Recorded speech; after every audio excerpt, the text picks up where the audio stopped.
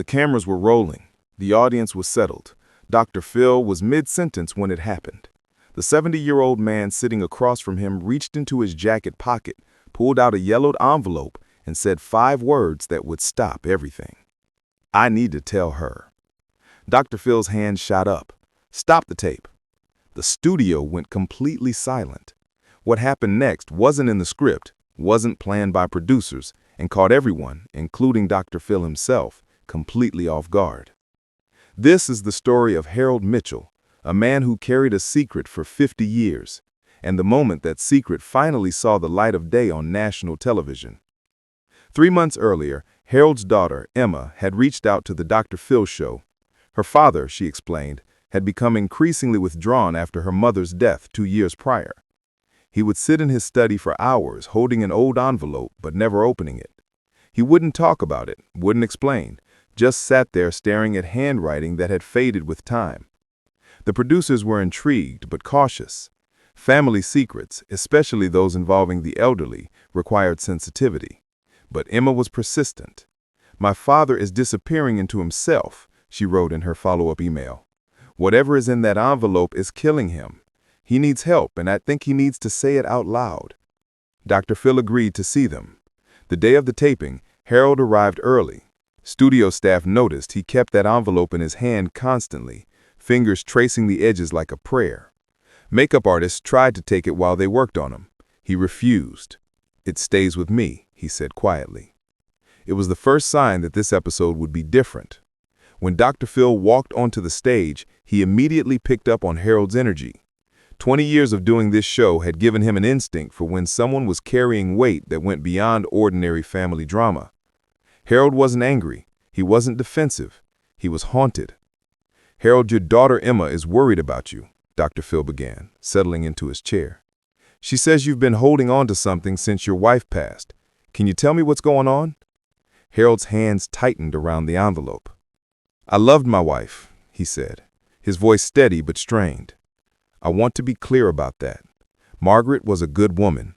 She gave me 52 years of marriage, 3 children, and a life I never thought I deserved."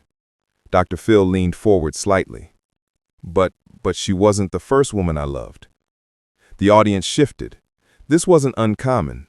Many people had relationships before marriage. Dr. Phil was about to respond when Harold continued. "Her name was Catherine. We met in 1970. I was 22. She was 20. We worked at the same factory in Detroit. She had this laugh that could fill a room." Harold's eyes went distant, seeing something the cameras couldn't capture. "We fell in love fast, the kind of love that feels like drowning and flying at the same time." Dr. Phil paused mid-sentence. The studio went completely silent. Harold was trembling now, the envelope shaking in his grip. "We were going to get married. I'd already bought a ring. It was hidden in my apartment, waiting for the right moment." "What happened?" Dr. Phil asked, his voice gentler than usual. "Vietnam happened." Harold's voice cracked. "I got drafted. January 1971. I had 2 weeks before I had to report. Catherine begged me to marry her before I left. She said we could do it at the courthouse. Didn't need anything fancy, but I said no." The audience was completely still. You could hear the soft hum of the studio lights. "I told her I wanted to do it right. Big wedding, her family there, everything perfect.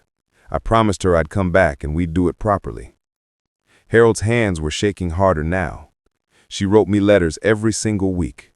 52 letters in my first year over there. I kept every one." Dr. Phil's expression had shifted. This wasn't just a story about lost love. This was something deeper. "I came home in December 1972, 23 months away. I had her last letter in my pocket. She'd written it 3 weeks before I was supposed to come back. She told me she'd already picked out her dress, said she couldn't wait to see me." Harold stopped. The silence stretched. Dr. Phil didn't push. He knew that whatever was coming needed space to emerge on its own. "When I got back to Detroit, I went straight to her apartment. Her mother answered the door." Harold's voice dropped to barely above a whisper. "Catherine had died 4 months earlier. Brain aneurysm. She was 24 years old." Subscribe and leave a comment because the most powerful part of this story is still ahead. The audience gasped. Emma, sitting in the front row, had tears streaming down her face. Dr. Phil's jaw tightened. This was the kind of loss that didn't heal, it just scarred over. "Harold, I'm so sorry," Dr. Phil said, and the way he said it made it clear this wasn't just professional empathy. This was real. "Her mother gave me this." Harold held up the envelope.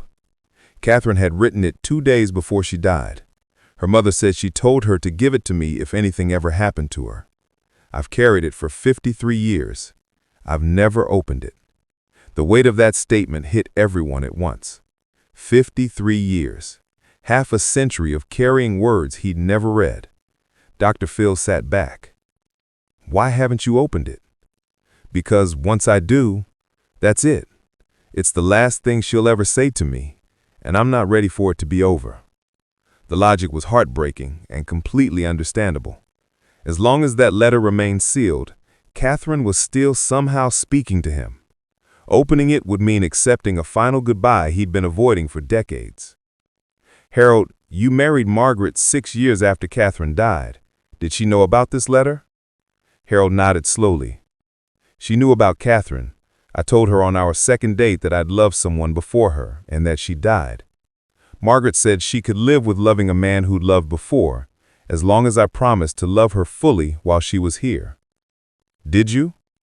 "I did. I really did. Margaret was my wife, my partner, the mother of my children. But Dr. Phil, I'd be lying if I said there were nights I didn't think about Catherine, didn't wonder what she wrote, didn't imagine the life we could have had." "Did Margaret know you still had the letter?" Harold hesitated. "No, I kept it hidden in my study in a locked drawer. After Margaret died, I took it out. I thought maybe it was finally time, but I couldn't do it." Dr. Phil stood up. This was the moment where most hosts would offer comfort, suggest therapy, wrap the segment. Instead, Dr. Phil walked over to Harold and sat on the edge of the coffee table directly in front of him. "Harold, I need you to hear me very carefully. What you're experiencing isn't just grief, it's delayed grief, layered on top of complicated grief, layered on top of survivor's guilt. You've been carrying this for 5 decades, and it's not a burden you can carry to your grave." Harold's eyes filled with tears. "I don't know how to let her go." Opening that letter isn't letting her go. It's letting her finish what she wanted to say to you. You've been holding on to your fear of goodbye for so long that you forgot, and she had something she needed you to hear. Off camera, Dr. Phil made a choice no producer expected. Dr. Phil turned to the production booth. "Cut the cameras for a minute."